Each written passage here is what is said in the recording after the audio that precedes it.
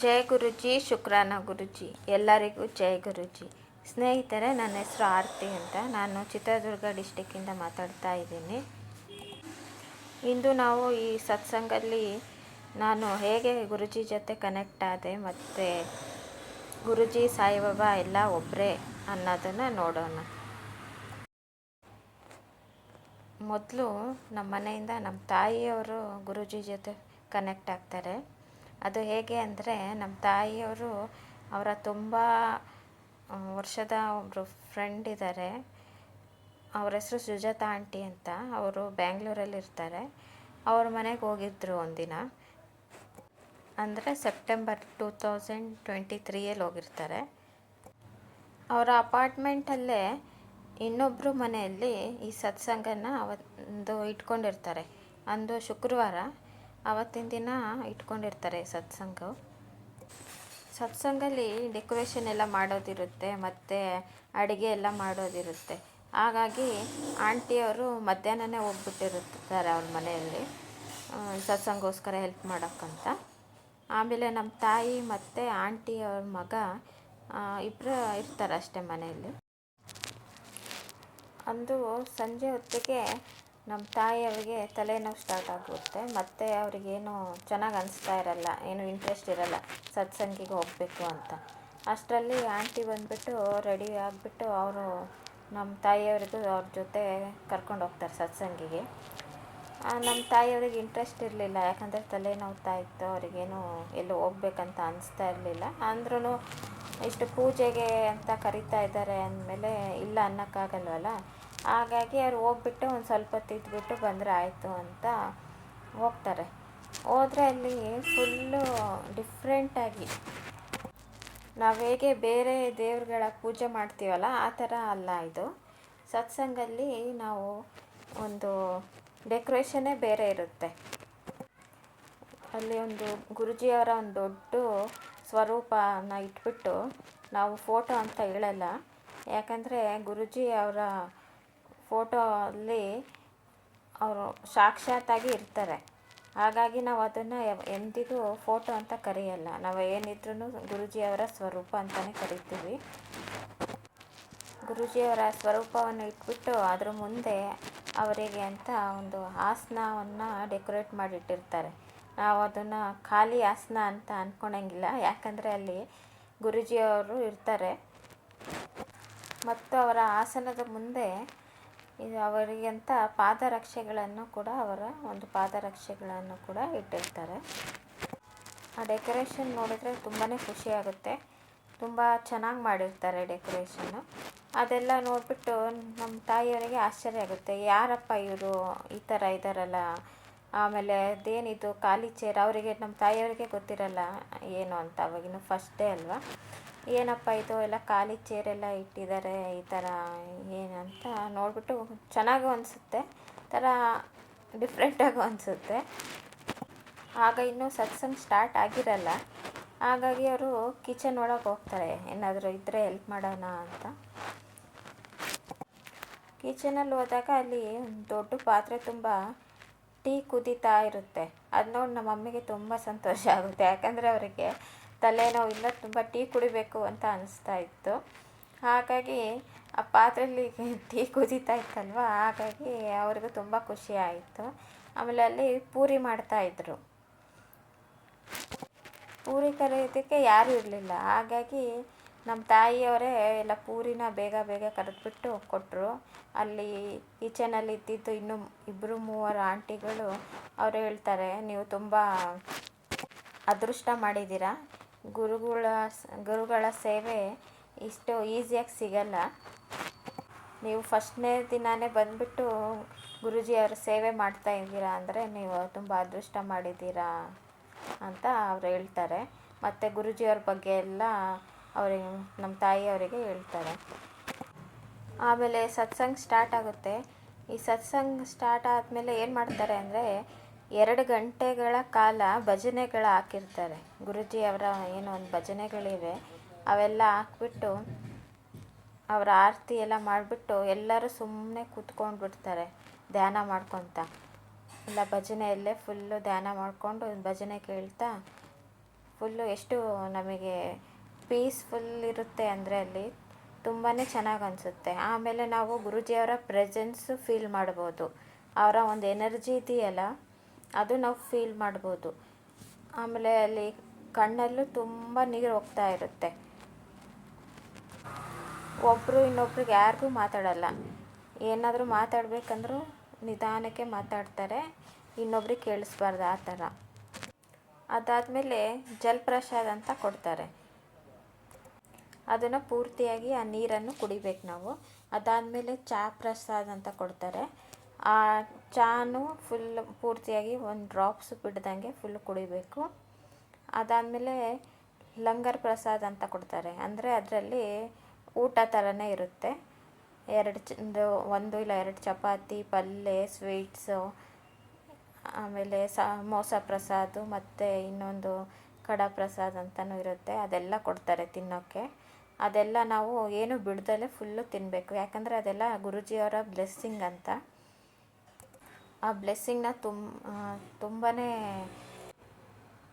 ಆ ಬ್ಲೆಸ್ಸಿಂಗ್ನ ತೊಗೊಬೇಕಂದ್ರೆ ನಾವು ತುಂಬಾ ಅದೃಷ್ಟ ಮಾಡಿರಬೇಕು. ಹಂಗಾಗಿ ನಾವು ಅದನ್ನು ಸ್ವಲ್ಪನೂ ಬಿಡ್ದಲೇ ಫುಲ್ಲು ತಿಂತೀವಿ. ಆ ಒಂದು ಪ್ರಸಾದದಿಂದ ಫುಲ್ಲು ನಮ್ಮದು ರೋಗ ಆಯಿತು, ನಮ್ಮದು ಏನೇ ಕಷ್ಟಗಳಾಯಿತು ಎಲ್ಲ ಆ ಪ್ರಸಾದನೇ ಎಲ್ಲ ನಮಗೆ ಅದರಿಂದ ಪಾರು ಮಾಡುತ್ತೆ. ನಾವು ಫುಲ್ ಎನರ್ಜೆಟಿಕ್ ಆಗಿ ಫುಲ್ಲು ಸ್ವಸ್ಥವಾಗಿ ಇರ್ತೀವಿ. ಮತ್ತು ಗುರೂಜಿಯವರು ಹೇಳಿದ್ದಾರೆ, ಆ ಪ್ರಸಾದವನ್ನು ನೀವು ಇಲ್ಲೇ ಅಂದರೆ ಸತ್ಸಂಗ ನಡಿಬೇಕಾದ್ರೇ ತಿಂದರೆ ಅದು ಔಷಧಿ ಅಂತ. ಅದನ್ನು ಏನಾದರೂ ನೀವು ಬಚ್ಚಿಟ್ಕೊಂಡು ಮನೆಗೆ ತಗೊಂಡು ಹೋದರೆ ಅದು ನಿಮಗೆ ಮಿಠಾಯಿ ಥರ ಆಗುತ್ತೆ ಅಂತ ಹೇಳಿದ್ದಾರೆ. ಹಾಗಾಗಿ ಅದು ಅಲ್ಲೇ ತಿಂದರೆ ಔಷಧಿ, ಮನೆಗೆ ತಗೊಂಡು ಹೋದರೆ ಅದು ಮಿಠಾಯಿ. ಅಂದು ನಮ್ಮ ತಾಯಿಯವರಿಗೆ ಆ ಸತ್ಸಂಗ ಅಟೆಂಡ್ ಮಾಡಿಬಿಟ್ಟು ತುಂಬಾ ಖುಷಿಯಾಗುತ್ತೆ. ಮತ್ತು ಅವರು ಎಲ್ಲ ಗುರೂಜಿಯವ್ರ ಬಗ್ಗೆ ಎಲ್ಲ ತಿಳ್ಕೊಂಡು ಅವರ ಒಂದು ಸ್ವರೂಪ ಮತ್ತು ಇದು ಒಂದು ಜಲಪ್ರಸಾದ ಇದೆಯಲ್ಲ ಅದನ್ನು ತಗೊಂಡು ಬರ್ತಾರೆ ಮನೆಗೆ. ಮನೆಗೆ ಬಂದಮೇಲೆ ಅವರು ನನಗೆ ಗುರೂಜಿಯವ್ರ ಸ್ವರೂಪನ ತೋರಿಸ್ತಾ ಗುರೂಜಿಯವ್ರ ಬಗ್ಗೆ ಎಲ್ಲ ಹೇಳಿದ್ರು. ನಾನು ಅವ್ರ ಸ್ವರೂಪ ನೋಡಿಬಿಟ್ಟು ಏನಪ್ಪ ಇದು,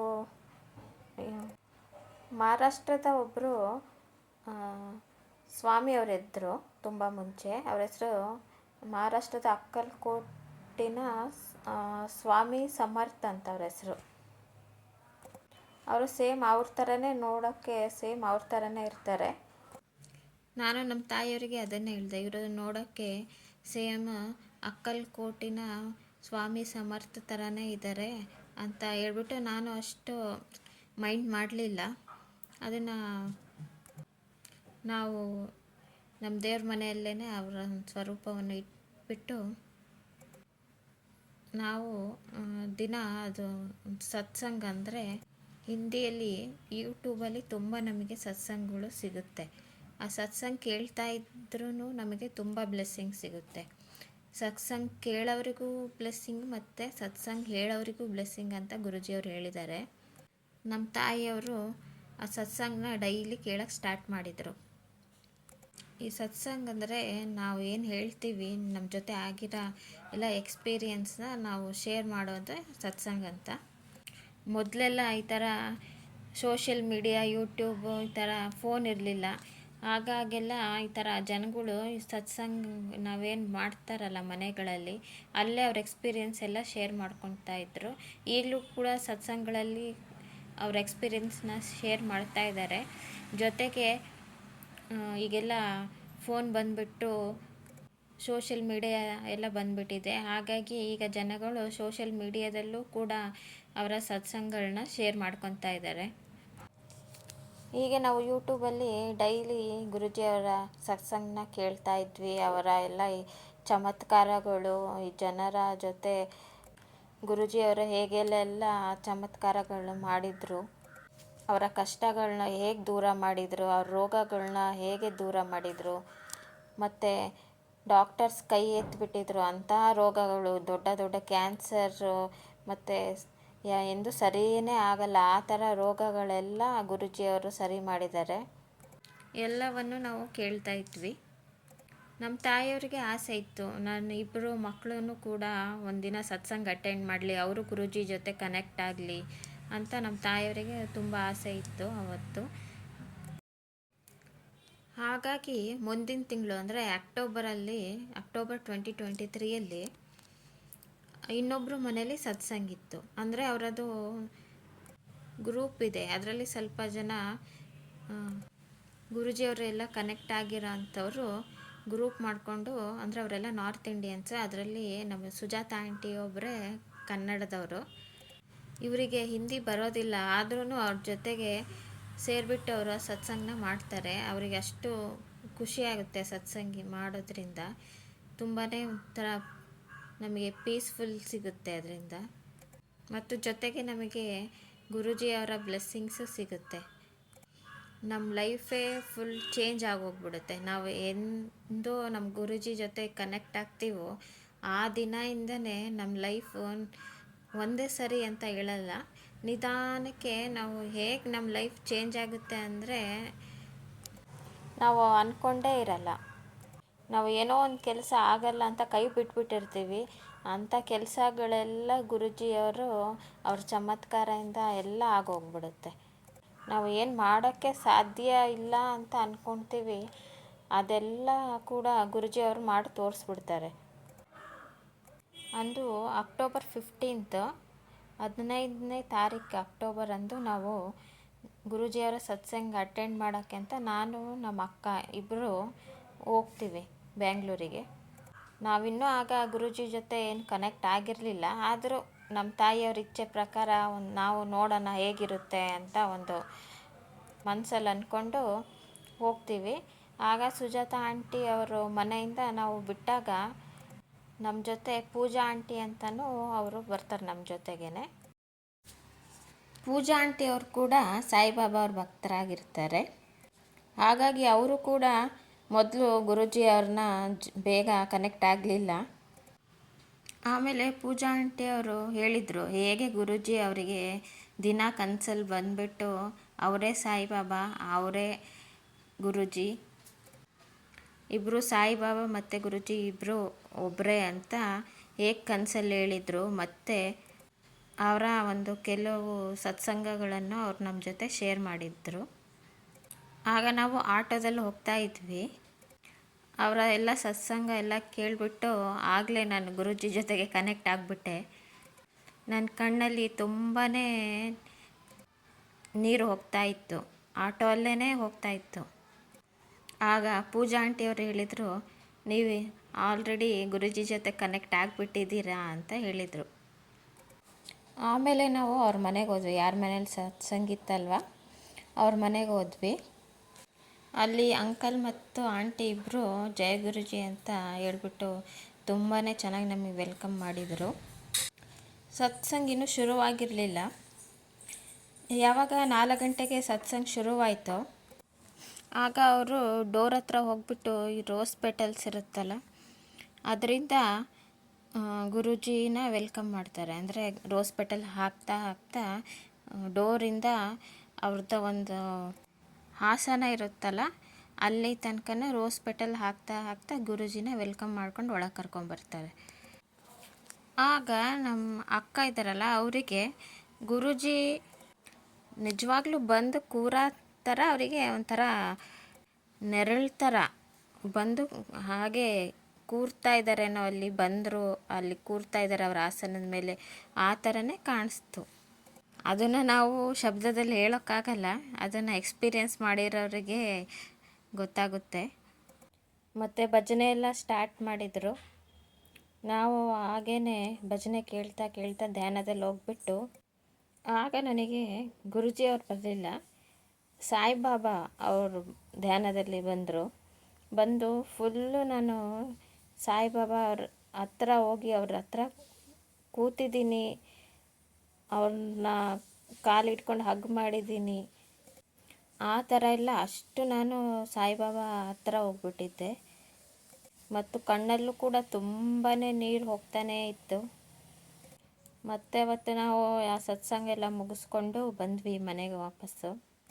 ಮತ್ತು ದಿನಾಲೂ ಗುರೂಜಿಯವರ ಇದೊಂದು ಸತ್ಸಂಗ ಯೂಟ್ಯೂಬಲ್ಲಿ ಬರುತ್ತಲ್ವ, ಅದನ್ನು ಹಾಗೇ ಕೇಳ್ತಾ ಕೇಳ್ತಾ ಅವ್ರ ಬಗ್ಗೆ ಎಲ್ಲ ತಿಳ್ಕೊಳ್ತಾ ಹೋದ್ವಿ. ಆ ಸತ್ಸಂಗನ್ನು ಕೇಳಬೇಕಾದ್ರೆ ತುಂಬ ಜನನೂ ಕೂಡ ಹೇಳ್ತಾಯಿದ್ರು, ನಾವು ಸಾಯಿಬಾಬಾ ಅವ್ರ ಭಕ್ತರು, ಅವರಿಗೂ ಕೂಡ ಗುರುಗಳು ಹೇಗೆ ನಾನೇ ನಿಮ್ಮ ಸಾಯಿಬಾಬಾ ಅಂತ ಚಮತ್ಕಾರವನ್ನು ಮಾಡಿ ತೋರಿಸಿದ್ರು. ಆದರೂ ಕೂಡ ನಮ್ಮ ಮನಸ್ಸಲ್ಲಿ ಏನೋ ಒಂದು ಮೂಲೆಯಲ್ಲಿ ಏನೋ ಒಂಥರ ಇರುತ್ತೆ, ಅಯ್ಯೋ ನಾನು ಬೇರೆ ಅವ್ರನ್ನ ಸಾಯಿಬಾಬಾನ ಬಿಟ್ಬಿಟ್ಟು ಬೇರೆಯವ್ರನ್ನ ಇಷ್ಟೆಲ್ಲ ಕೇಳಿದರೂ ಕೂಡ ಎಲ್ಲೋ ಒಂದು ಮೂಲೆಯಲ್ಲಿ ಒಂದು ಸ್ವಲ್ಪನಾದ್ರೂ ಇದ್ದೇ ಇರುತ್ತೆ. ಆಮೇಲೆ ನವೆಂಬರಲ್ಲಿ ಒಂದಿನ ನಾನು PGಯಲ್ಲಿದ್ದೆ. ಆಗ ಫಸ್ಟ್ನೇ ಟೈಮು ಇದೆಲ್ಲ ಗುರೂಜಿ ಸತ್ಸಂಗಿ ಎಲ್ಲ ಅಟೆಂಡ್ ಮಾಡಿಬಿಟ್ಟು ಅದೇ ಫಸ್ಟ್ನೇ ಟೈಮು ನಾನು ಸಾಯಿಬಾಬಾ ಟೆಂಪಲಿಗೆ ಹೋಗ್ತಾ ಇದ್ದೆ. ಅದು ನಮ್ಮ PGಯಿಂದ ಮುಂದ್ಗಡೆ ರೋಡಲ್ಲೇ ಇದೆ, ಹತ್ರನೇ. ನಾನು ಆ ಟೆಂಪಲಿಗೆ ತುಂಬ ವರ್ಷಗಳಿಂದ, ಒಂದು 10 ವರ್ಷಗಳಿಂದ ಹೋಗ್ತಾ ಇದ್ದೀನಿ. ಆ್ಯಕ್ಚುಲಿ ನಾನು ಒಂದು MNC ಕಂಪ್ನಿ, ಬ್ಯಾಂಗ್ಳೂರಿನ ಒಂದು MNC ಕಂಪ್ನಿಯಲ್ಲಿ ವರ್ಕ್ ಮಾಡ್ತಾ ಇರೋದು. ನಾನು ಒಂದು 10 ಇಯರ್ಸಿಂದ ಆ ಸಾಯಿಬಾಬಾ ಟೆಂಪಲ್ ಪಕ್ಕದಲ್ಲೇ ರೂಮ್ ಮಾಡ್ಕೊಂಡಿದ್ದೆ.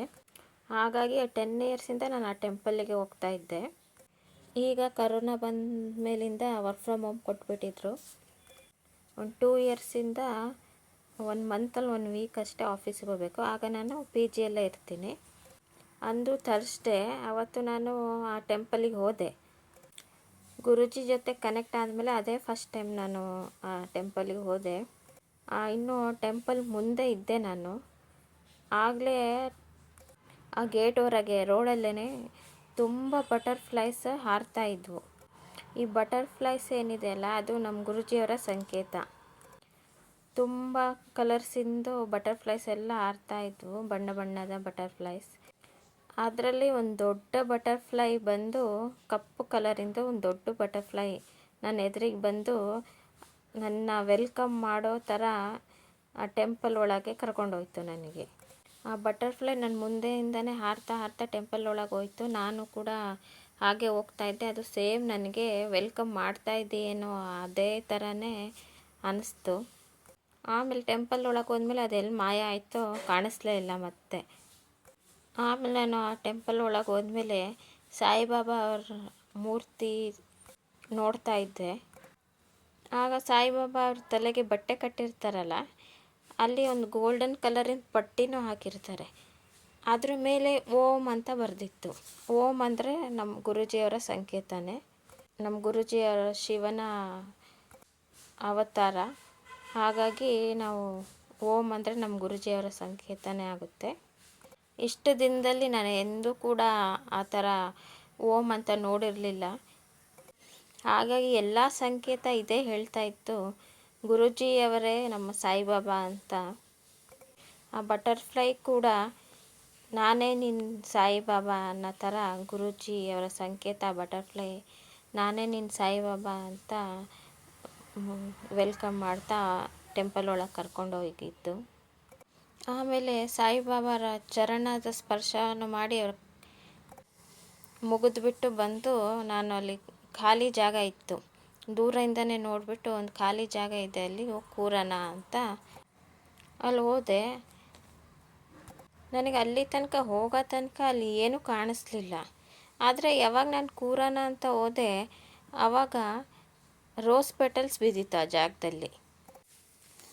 ನನ್ನ ಜೊತೆ ಎಂದೂ ಆ ಟೆಂಪಲಲ್ಲಿ ಈ ಥರ ಎಲ್ಲ ಚಮತ್ಕಾರ ಆಗಿರಲಿಲ್ಲ. ಹಾಗಾಗಿ ನಾನು ಫುಲ್ಲು ನಮ್ಮ ಸಾಯಿಬಾಬಾ ಮತ್ತು ಗುರೂಜಿ ಇಬ್ಬರು ಒಬ್ಬರೇ ಅಂತ ಫುಲ್ಲು ನನಗೆ ಆಮೇಲೆ ಕೇಳ್ತಾ ಕೇಳ್ತಾ ತುಂಬ ಜನ ಎಲ್ಲ ಸಾಯಿ ಭಕ್ತರೇ ಗುರೂಜಿಯವರ ಸಂಗತಾಗಿ ಕನೆಕ್ಟ್ ಆಗಿದ್ದಾರೆ. ಮತ್ತು ನಮ್ಮ ಸಾಯಿಬಾಬಾ ಅವರು ಕೂಡ ಹೇಳ್ತಾ ಇದ್ದರು, ಸಬ್ಕಾ ಮಾಲಿಕ್ ಏಕ್ ಅಂತ, ಅಂದರೆ ಎಲ್ಲ ದೇವರು ಒಬ್ಬರೇ ಅಂತ. ಅದಕ್ಕೆ ನಾನು ಅದೇ ಅಂದ್ಕೊಂಡೆ, ನಮ್ಮ ಸಾಯಿಬಾಬಾ ಅವರೇ ಹೇಳ್ತಾರೆ ಎಲ್ಲ ದೇವರು ಒಬ್ಬರೇ ಅಂತ. ಆದರೆ ನಾವೇ ಮನುಷ್ಯರೇ ದೇವರಲ್ಲಿ ಡಿಫ್ರೆನ್ಸ್ನ ಮಾಡ್ತೀವಿ.